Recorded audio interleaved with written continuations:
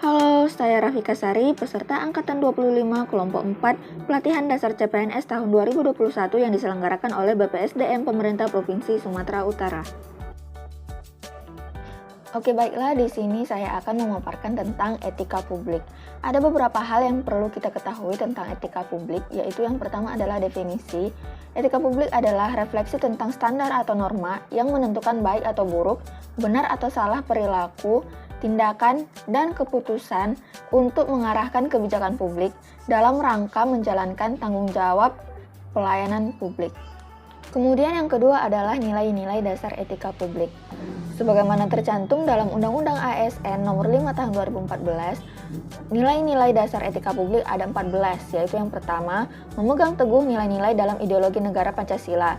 Kemudian yang kedua, setia dan mempertahankan Undang-Undang Dasar Negara Kesatuan Republik Indonesia tahun 1945. Kemudian yang ketiga, menjalankan tugas secara profesional dan tidak berpihak. Yang keempat, membuat keputusan berdasarkan prinsip keahlian.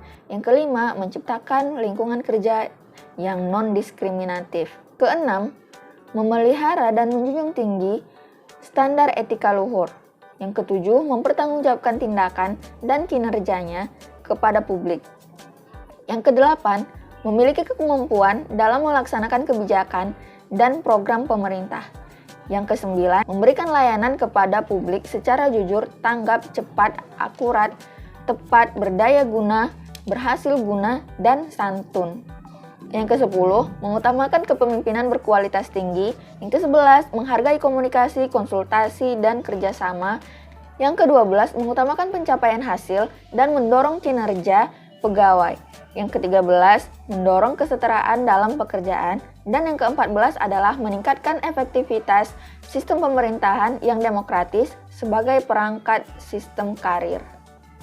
Kemudian yang ketiga adalah perilaku pejabat publik. Ada 8 area perubahan yang harus dilakukan oleh seluruh kementerian atau lembaga dan pemerintah daerah ataupun pusat di Indonesia, yaitu yang pertama adalah manajemen perubahan, penataan peraturan perundang-undangan, penataan pemuatan organisasi, penataan tata laksana, penataan sistem manajemen SDM, penguatan akuntabilitas, penguatan pengawasan, dan peningkatan pelayanan publik. Kemudian pembahasan yang selanjutnya adalah dimensi etika publik. Dimensi etika publik terdiri dari 3 dimensi, yaitu yang pertama adalah dimensi kualitas pelayanan publik, yang kedua adalah dimensi modalitas, yang ketiga adalah dimensi tindakan integritas publik. Kemudian pembahasan yang ketiga adalah bentuk-bentuk kode etik dan implikasinya. Yang pertama adalah etika dalam urusan publik. Sebagai manusia yang bermoral, pejabat dan pegawai harus memperhatikan nilai-nilai etis di dalam bertindak dan berperilaku. Kemudian ada penggunaan kekuasaan atau legitimasi kebijakan. Penggunaan kekuasaan yang terbaik adalah yang memiliki landasan legitimasi etis yang kuat. Di samping penggunaan kekuasaan yang harus sejalan dengan norma etika, kaidah pokok lain yang sering kali disebutkan dalam kode etik universal adalah kesadaran bagi setiap pegawai pemerintah untuk menghindari adanya konflik kepentingan dalam pelaksanaan tugasnya.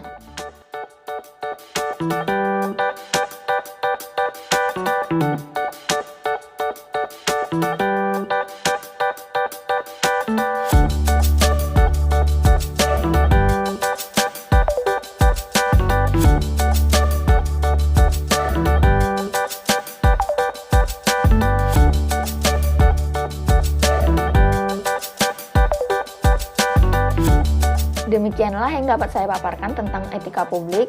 Semoga bermanfaat dan terima kasih sudah mendengarkan.